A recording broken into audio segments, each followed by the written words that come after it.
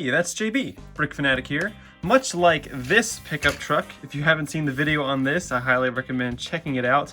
I decided to do another type of pickup truck that's not as industrial. I guess that's more of a dump truck, and this is a pickup truck. But anyway, this is going to be the pickup truck that I made. I actually made this a few years ago, and I just found it going through some old boxes of Lego things that I had built, and I just felt like showing it to you guys. The first thing here is it does have the doors that open up on either side so it can fly away, and then the doors do close as well. There are seats on the inside. I believe it can fit a minifigure. I haven't tested this recently. I'm pretty sure it can. Yes, it can. I will always make it fit a minifigure there. So it does fit a minifigure. Now it might be able to fit a second fig, but you probably have to take the arms off or have them leaning because they are so close together.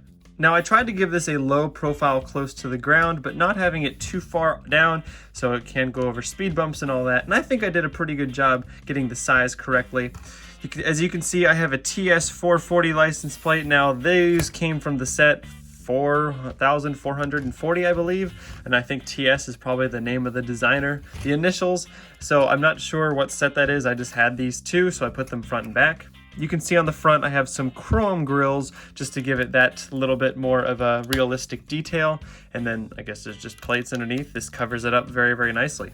The build is a 6 wide construction. There is 6 studs this way, but it does stick out a little bit because of the tires, so I guess maybe that counts as 8. I'm not sure. It's a 6 wide construction though. As you can see, the bed has a little bit of room. It's not very deep and there's no tailgate, but I think for what it is, I think I did a pretty good job.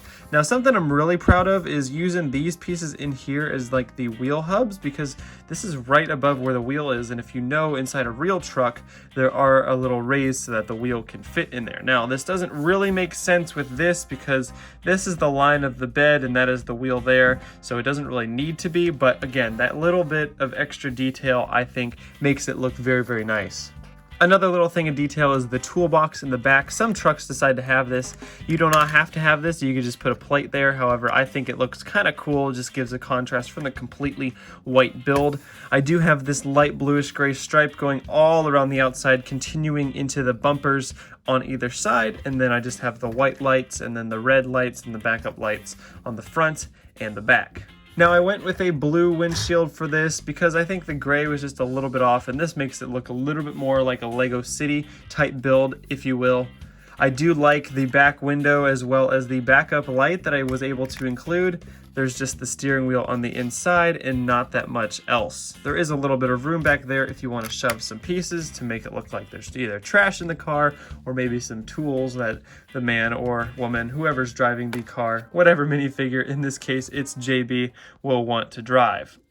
But that's pretty much going to wrap it up for this video. It's going to be a short video today. I just like making these type of cars. If you guys do enjoy seeing these kind of cars, go ahead and let me know in the comment section. Maybe I'll continue to build more, maybe once a week or once a month, whenever I decide to make these, or whenever I find another one that I happen to make. That's going to wrap it up for this video. Thank you guys so much for watching, and I'll see you in the next one.